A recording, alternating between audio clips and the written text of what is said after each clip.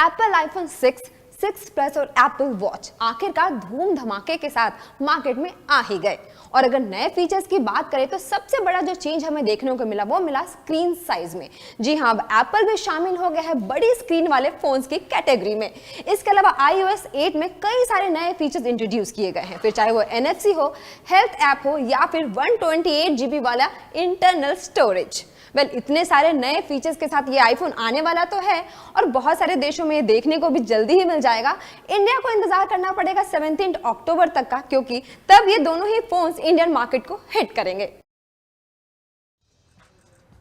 अभी आपने देखा सोनी के साइबरशॉट RX 100 का रिव्यू, और अब आप ये भी जानना चाहते होंगे कि इस कैमरे को हमने कितने पॉइंट्स दिए हैं।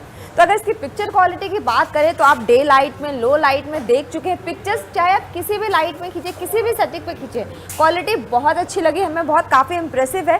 खासतौर से जो लोग DSLR कैमरा यूज़ करते हैं और जब वो ट्रैवल पे जाते हैं, टूर पे जाते हैं और चाहते हैं कि छोटा कैमरा हो लेकिन उनके लेवल का हो, तो ये कैमरा उनके काफ़ी काम आ सकता है। और अगर आप भी चाहते हैं कि एक फोटोग्राफी में अपना हाथ आजमाएं तो उसके लिए भी ये कैमरा बेहतरीन है।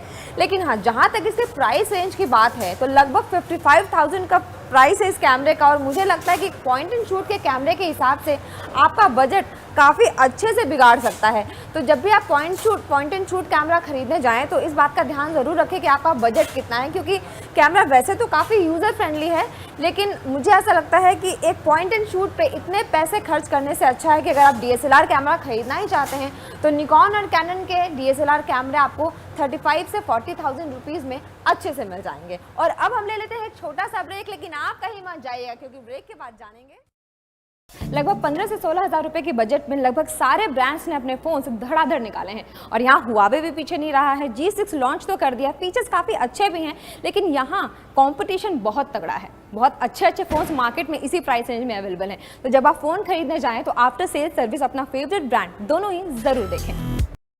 कॉर्निंग के गोरिल्ला ग्लास 3 से तो आप पूरी तरीके से वाकिफ हो गए होंगे। काफ़ी टफ है, काफ़ी अच्छा है, लेकिन इसका मतलब ये नहीं है कि आप अपने गोरिल्ला ग्लास 3 वाले फ़ोन को फेंक देंगे और आपका फ़ोन बच जाएगा। जी हाँ, स्क्रीन की सुरक्षा आपको फिर भी करनी पड़ेगी।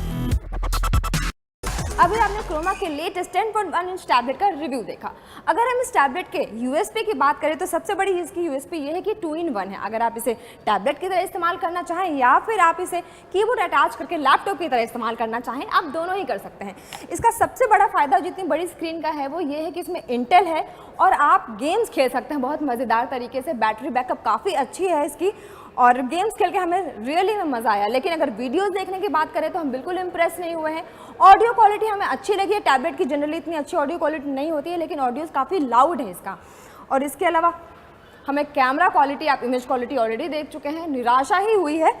तो ये टैबलेट 20,000 रुपये का है। तो 20,000 रुपये में आपको वैसे बहुत सारे अच्छे बड़े ब्रांड्स के, छोटे ब्रांड्स के इमर्जिंग टैबलेट्स मार्केट में अवेलेबल हैं। तो जब आप खरीदने जाएं, 20,000 रुपये खर्च करें तो उन सारे टैबलेट्स पे एक नज़र डालिएगा ज़रूर। और अब हम ले लेते हैं एक छोटा सा ब्रेक, लेकिन आप कहीं मत जाइएगा क्योंकि ब्रेक के बाद जानेंगे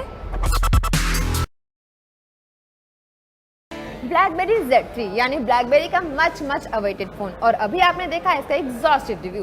अगर इसके हम ओवरऑल परफॉर्मेंस की बात करें तो लुक्स, डिज़ाइन और बिल्ड क्वालिटी में हम इसे देंगे थम्स अप।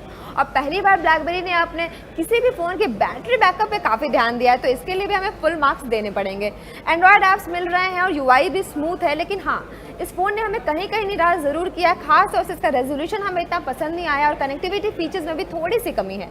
और 16,000 रुपये के रेंज में ये फ़ोन लॉन्च हुआ है और पहले से ही HTC Desire 501 और Moto G इसको कंपटीशन दे रहे हैं, काफ़ी बिक भी चुके हैं। तो थोड़ी मशक्कत यहाँ BlackBerry आपको करनी पड़ेगी। और अब हम ले लेते हैं एक छोटा सा ब्रेक, लेकिन आप कहीं मत जाइएगा क्योंकि ब्रेक के बाद जानेंगे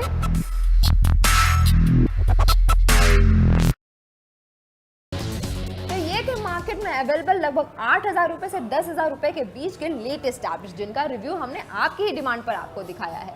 अगर स्पेसिफिकेशंस का कंपैरिजन करें तो तीनों में काफ़ी सिमिलैरिटीज है, लेकिन परफॉर्मेंस वाइज लावा का यह टैबलेट इन दोनों को पीछे छोड़ देता है। उसके बाद नंबर आता है स्वाइप के इस टैबलेट का, और सबसे जिसने ज़्यादा निराश किया हमें वो है सिमट्रॉनिक्स का ये टैबलेट। ना तो इसका टच अच्छा है और ना ही इसकी वीडियो क्वालिटी। तो कुल मिला के सिमट्रॉनिक्स के इस टैबलेट ने हमें काफ़ी ज़्यादा निराश किया है। लेकिन मार्केट में अगर आप जाते हैं और 10,000 रुपये का आपका बजट है, आप कोई टैबलेट खरीदना चाहते हैं, तो और भी ब्रांड्स हैं मार्केट में जैसे HCL, कार्बन, माइक्रोमैक्स। तो अगर आप मार्केट जाएँ तो इन टैबलेट्स, इन ब्रांड्स पे भी नज़र डालिएगा ज़रूर। मोटोरोला का मोटो जी हमेशा से हमारे अपकमिंग फोन्स के लिस्ट में शामिल रहा है और आपको चाणक्य ने मोटो जी से मिलवा भी दिया है। अगर इसके ओवरऑल परफॉर्मेंस की बात करें तो सबसे पहले बात करेंगे इसके लुक एंड फील की। लुक्स में नेक्सस सीरीज के डिवाइसेस की तरह लगता है, आखिर गूगल को अपना थोड़ा सा टच तो इसे देना ही था। फोन मल्टीटास्किंग में बहुत अच्छा है, स्पेक्स तो आप देख ही चुके हैं, काफी अच्छा है और इस प्राइस रेंज को अच्छे से जस्टिफाई भी करता है। अगर इसका सबसे तगड़ा कॉम्पिटिटर कहें तो नोकिया लुमिया 720 होगा। हाँ, फोन की दो चीजें हैं जिसने हमें थोड़ा सा निराश जरूर किया है और वो है इसकी एवरेज कैमरा क्वालिटी और दूसरी बात यह है कि इसमें आप मेमोरी को एक्सपैंड नहीं कर सकते हैं।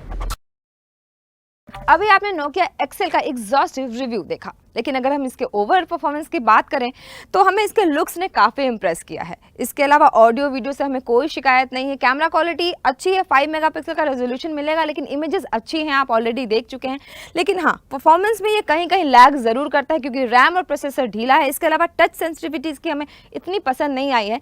तो 10,000 रुपये में हम इसको बेस्ट बाय बिल्कुल नहीं कह सकते हैं। जब आप फ़ोन खरीदने जाएँ, 10,000 रुपये का आपका बजट है, तो बाकी इसके कॉम्पिटिटर्स पर भी नज़र ज़रूर डालें।